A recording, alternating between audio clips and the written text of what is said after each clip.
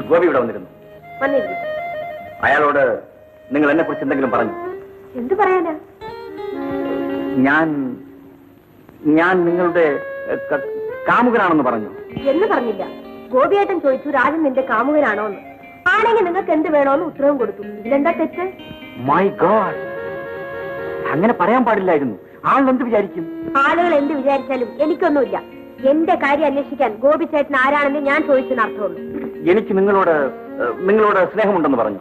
ഇല്ല. പിന്നെ എന്ത് പറഞ്ഞു? എനിക്ക് മിസ്റ്റർ രാജനോട് സ്നേഹമാണ്. അതിന് ഗോപി ചേട്ടൻ എന്ത് വേണമെന്ന് ചോദിച്ചു. മൈ ഗോഡ്, ആ പറഞ്ഞത് അനാവശ്യമല്ലേ? ഏതാണ് അനാവശ്യം? നിങ്ങൾ എന്നെ സ്നേഹിക്കുന്നു എന്ന് പറഞ്ഞത് എന്ന് എനിക്ക് തോന്നുന്നില്ല. നിങ്ങൾ എങ്ങനെ പറയാൻ പാടില്ലായിരുന്നു? എന്തുകൊണ്ട് പറയാൻ പാടില്ല?